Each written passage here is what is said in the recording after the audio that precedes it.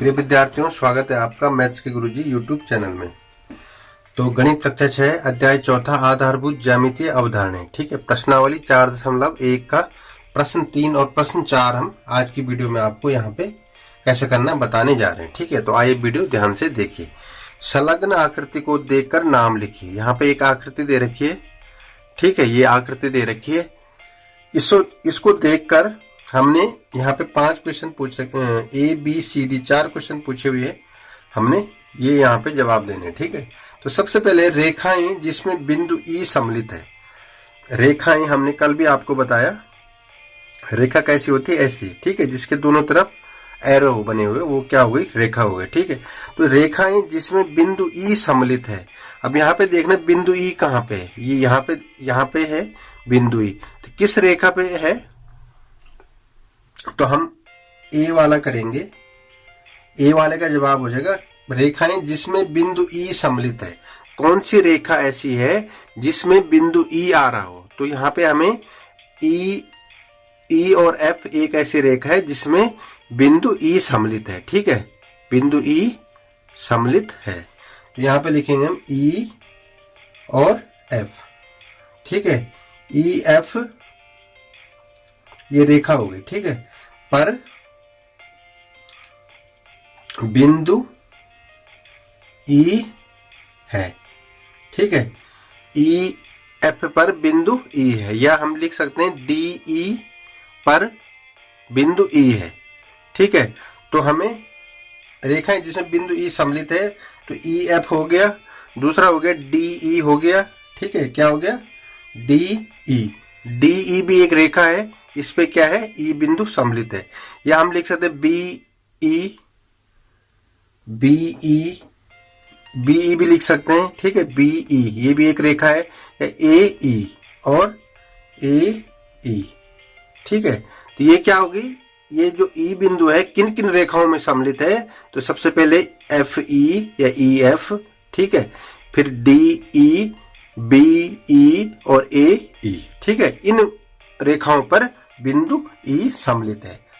तो पहले वाला आप समझ गए होंगे। ठीक है, अब देखिए बी वाला, दूसरा वाला क्या है, ए से होकर जाने वाली रेखा। देखो ए पॉइंट कहाँ पे, ये ए पॉइंट है। ए से होकर जाने वाली रेखा कौन सी, AE हो जाएगी। सबसे पहले क्या हो जाएगी, AE, AB, दूसरी क्या हो जाएगी, AB, तीसरी क्या हो जाएगी, AD। ठीक है, AE हमने लिख दी। इसी तरह से हम इसको ऐसे भी लिख सकते हैं, BA, DA, EA, ये भी लिख सकते हैं। ठीक है, तो फिलहाल आप इन तीनों को लिख लीजिए। ठीक है, AE, AB और AD। ए से होकर जाने वाली रेखा कौन सी है, AE, AB और AD। ठीक है, ये सब क्या है, रेखाएं हैं। अब देखिए सी वाला, देखिए वह रेखा जिस पर O स्थित है, वह रेखा जिस पर O स्थित है। O कहाँ पे है, यहाँ पे है, तो किस रेखा पे स्थित है, CO। तो क्या हो जाएगा, CO। ठीक है, CO पे क्या है, O स्थित है। या आप इसको ऐसे भी लिख सकते हैं, OC या CO। ठीक है, इस पे क्या है, O स्थित है। तो तीसरा वाला ऐसा करना है, किस पे स्थित है, CO या OC, इस पे क्या है, O स्थित है।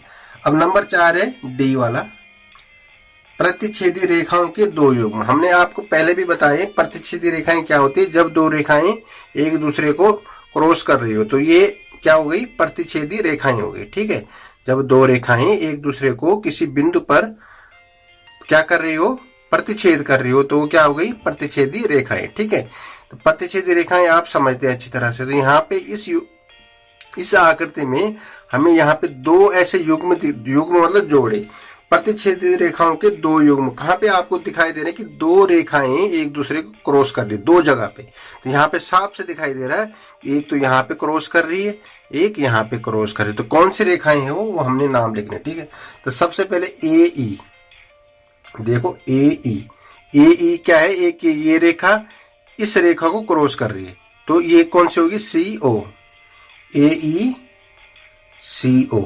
ठीक है, एक तो ये हो गई, दूसरी कौन, एक युग्म ये हो गया, और दूसरा कौन सा है, देखो ई एफ, ये ई एफ है और ए ई, ठीक है। दूसरी क्या है, ए ई, ठीक है।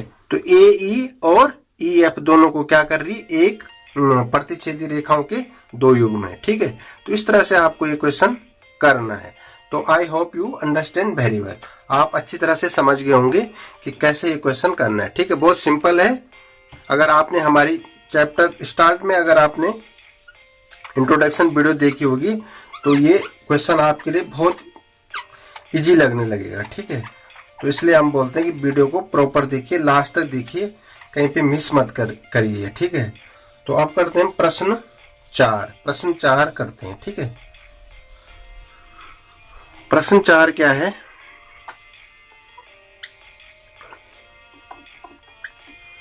देखो प्रश्न 4 स्केच। प्रश्न 4 है, निम्नलिखित से होकर कितनी रेखाएं जा सकती है। यहां पे दे रखा है निम्नलिखित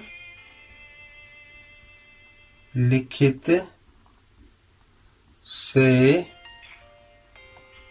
होकर कितनी रेखाएं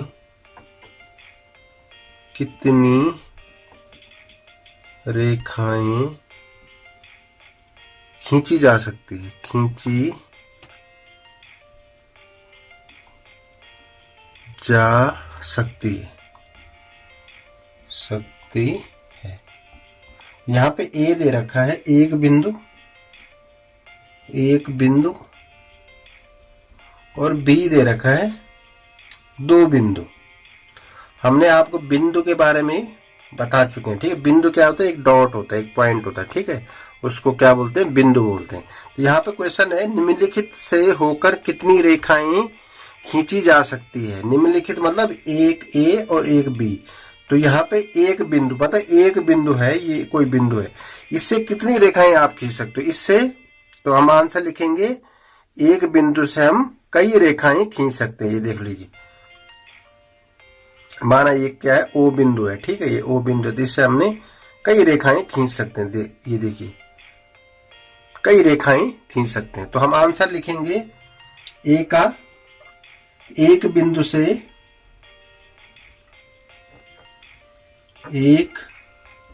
बिंदु से हम कई रेखा खींच सकते हैं, रेखाएं खींच सकते हैं, ठीक है, सकते हैं। तो एक बिंदु से हम कई रेखाएं खींच सकते हैं, ठीक है। ये तो हमने बता दिया। अब है बी, 2 बिंदु से, मतलब एक बिंदु ये है और एक बिंदु ये है, एक बिंदु ये है, एक बिंदु। तो इससे हम कितनी रेखाएं खींचते, इस बिंदु से हम एक ही रेखाएं खींच सकते हैं, ये, ठीक है। क्योंकि 2 बिंदु है ना, एक बिंदु से हम कई खींच रहे, तो एक बिंदु से दूसरे बिंदु तक हम एक ही रेखाएं खींच सकते हैं। तो इसका बी का क्या हो जाएगा, बी का हो जाएगा, यहाँ पे इस लिख भी नहीं रहा है, बी हो जाएगा 2 बिंदु से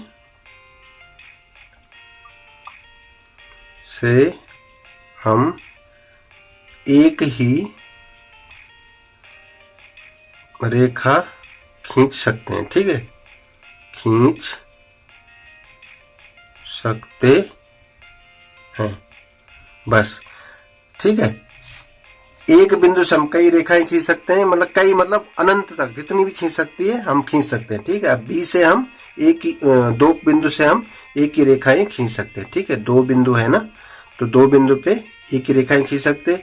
और एक पॉइंट है तो उससे हम कई रेखाएं इधर इधर लेफ्ट राइट नीचे ऊपर कहीं तक भी, ठीक है। तो इस तरह से ये आपको करना है, ठीक है। तो शायद आप समझ गए होंगे, बहुत आसान है इक्वेशन। और ये आपका बेसिक है, आगे की क्लासों में आपको इससे एडवांस के ज्यामितीय क्वेश्चन आएंगे, ठीक है। तो इसलिए आप अभी से ध्यान से इन क्वेश्चन को देखिए, समझिए कैसा करना है, ठीक है। तो तभी जाके आप आगे अच्छे से कर पाएंगे। तो शायद आप समझ गए होंगे, ठीक है। और हमारे चैप्टर की जो वीडियोज है प्लेलिस्ट में भी अवेलेबल है, वहां से भी आप देख सकते हैं। ठीक है, और आपको अगर वीडियो अच्छी लगी तो सब्सक्राइब जरूर कर दीजिएगा।